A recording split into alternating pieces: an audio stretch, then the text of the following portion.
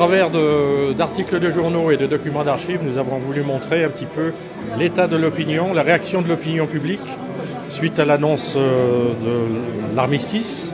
Nous avons voulu aussi insister sur le fait que beaucoup plus dur était la construction de la paix.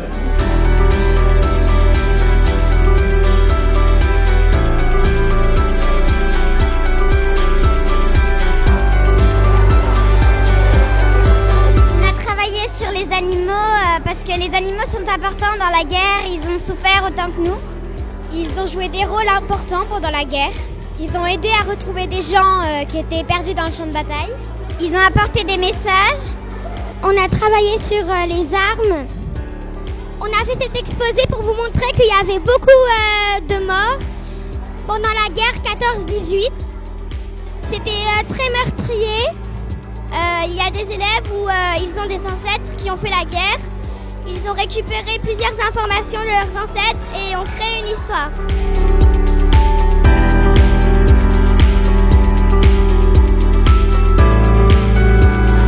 Les autres élèves ont parlé des monuments, les ont décrits et les symboles ont expliqué leur définition. On a fait plusieurs avions. Des bleuets et des coquelicots. Les coquelicots et les fleurs des champs, elles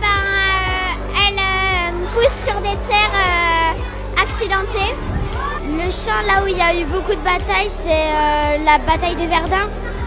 Ils pensaient que la guerre elle allait durer qu'un été, mais au final elle a duré 4 ans.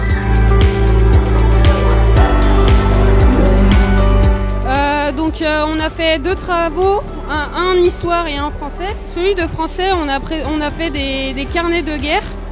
Et donc ces carnets de guerre, on devait raconter la vie d'un soldat pendant un jour.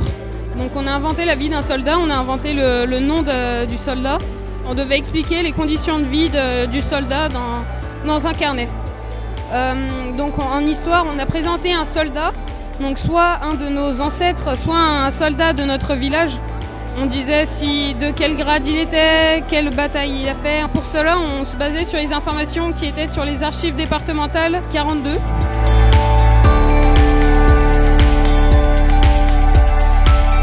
Alors pour commencer, on a recherché l'histoire de tous les soldats sur le site des archives et on a tout répertorié dans un livret comme ça.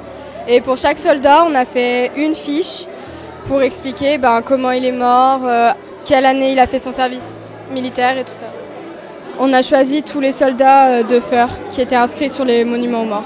On a pu aussi constater que sur le monument il y avait quelques erreurs, notamment soit des noms qu'on n'a pas trouvés ou alors qui venaient pas de Feur ou alors des noms qui étaient mal écrits et voilà.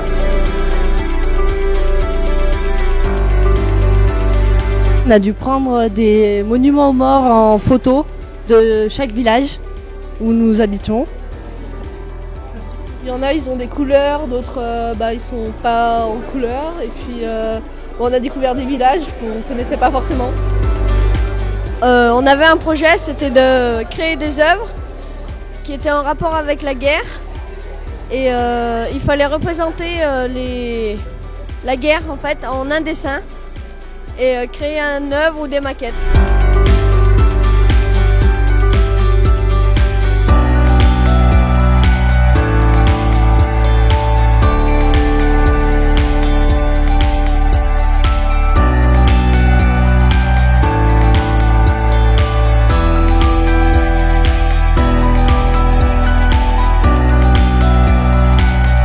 On a fait un projet, on a fait des recherches sur des soldats qu'on a dû filmer après.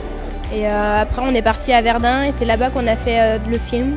Et du coup on a cherché des soldats qui vivaient à Feur et qui sont morts vers Chemin des Dames et Verdun, vu que notre voyage ça se déroulait là-bas. On a découvert qu'un des soldats a eu la croix de guerre, d'autres on a découvert leur mort, tout ça.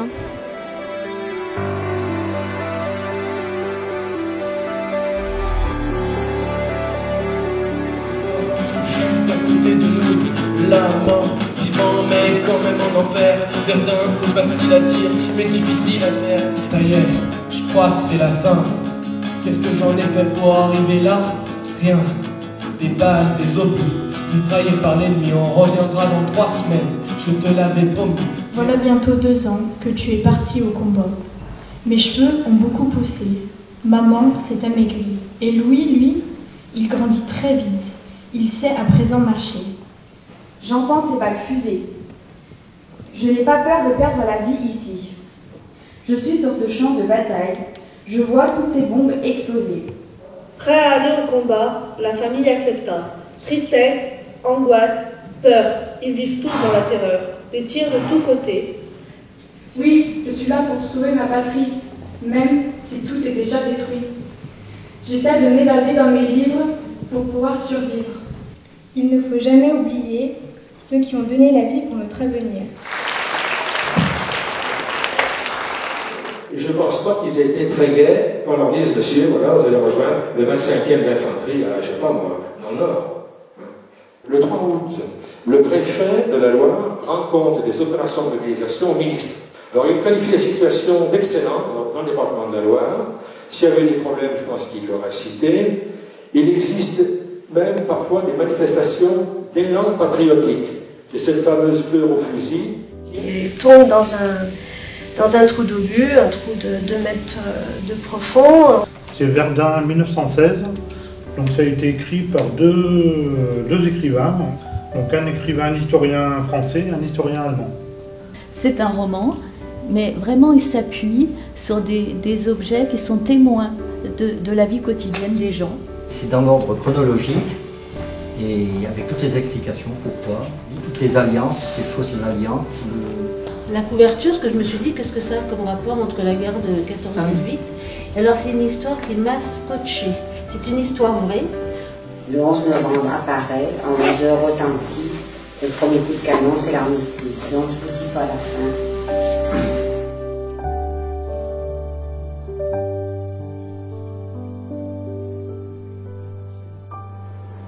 Parce que le retour des pollues, ce n'est pas si bien que ça. Hein.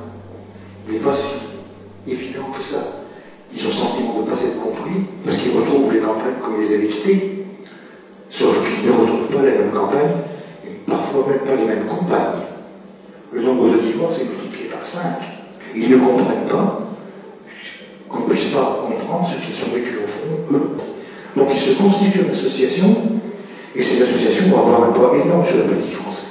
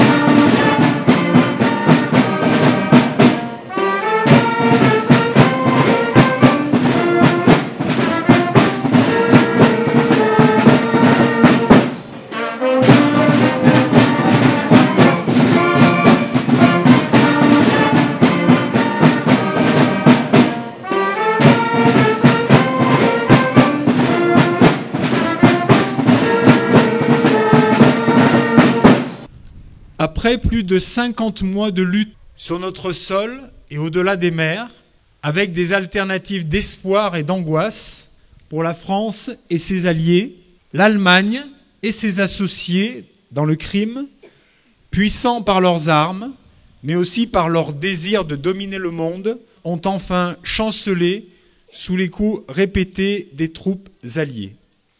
Certes, ces heures de joie sont troublées par le souvenir des nombreux enfants de la France morts en défendant le sol sacré de la patrie. Nous, citoyens de Feurs, nous déplorons la mort de plus de 90 des nôtres qui ont fait du pays le sacrifice de leur vie. Goyer Pierre, Villeray, Joseph, Gabriel. Venet, Antoine. Charliot, Antoine. Barthélemy. Jourdan, Duron, Antoine. Missier, Chambéran, Pierre, Ferdinand. Jean. Roux, Vaillant, Talichet, Joseph, Fio, Fujot, Étienne. Guillot, Joseph. Garassu, Pierre. Chamouret, Antoine. Chaise, Benoît.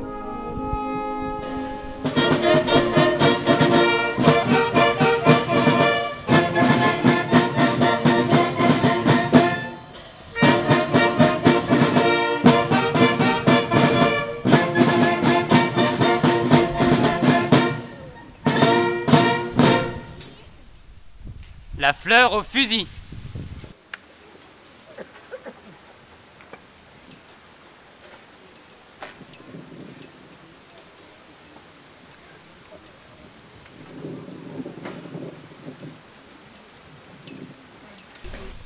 Août 1914. Ma chère mère. Je fus équipée le lendemain de mon arrivée dans une bousculade générale. Je ressemble plus à un mannequin qu'à un soldat. Mon képi n'a aucun bouton pour soutenir ma jugulaire. Ma capote me descend sans exagération jusqu'au talon et ma tunique me permettra de doubler de poids sans opposer la moindre résistance. Les pantalons sont bleus.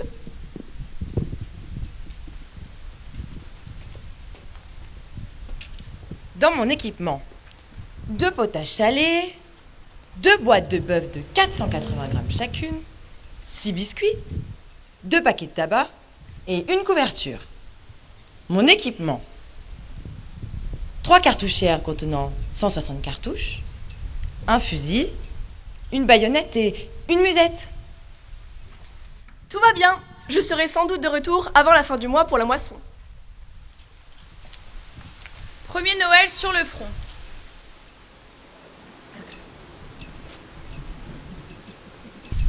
Décembre 1914.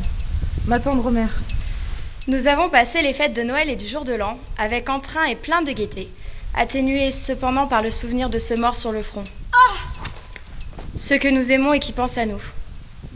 Je vous envoie mes meilleurs souhaits, ainsi qu'à tous les Forésiens.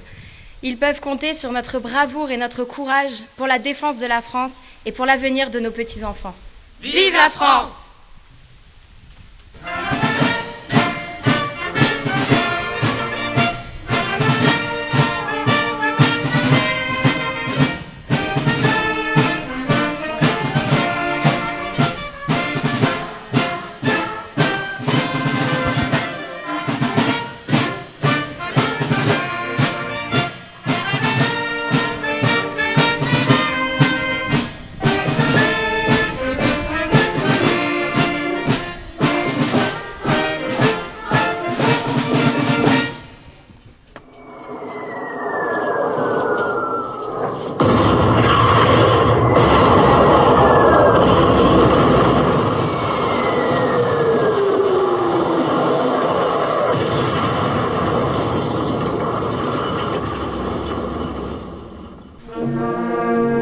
Les tranchées.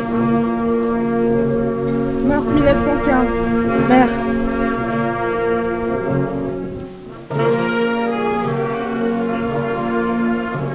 Vous n'imaginez pas à quel point est notre vie. Des journées et des nuits entières, accroupis dans la boue des tranchées, sous le fracas des canons de cet ennemi redoutable, où il nous faut rester immobiles. Car malheur à qui sera touché, une balle lui aura fait payer cher son mouvement.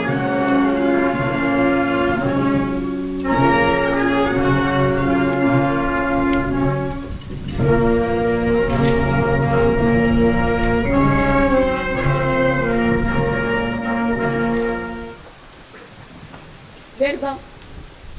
Février 1916. Ma chère mère.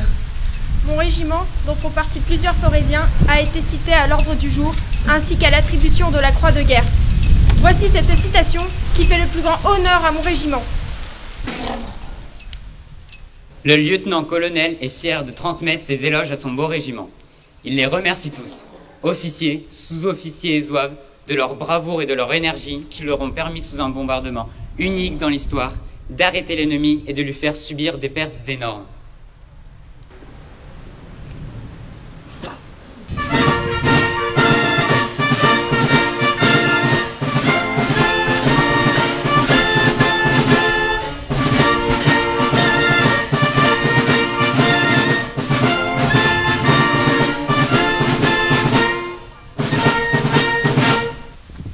combat. Avril 1917. Ma chère mère. À mon arrivée à l'hôpital, j'ai été prise en charge par des infirmières volontaires. J'ai vu la mort de si près, l'obus est passé à quelques mètres de moi. Quel miracle de retrouver un grand lit blanc, doux, moelleux et des draps sentant la bonne odeur de l'eau de rose. Les infirmières font et refont nos pansements et leur voix se fait douce, tandis que leurs mains, diligentes et habiles, brident de nos plaies qu'elles ont examinées et nettoyées. Leurs paroles réconfortent. Notre plus grand plaisir est le bain de pied dans de l'eau tiède parfumée à la lavande. Mon seul souhait, retourner sur le front avec mes compagnons d'armes.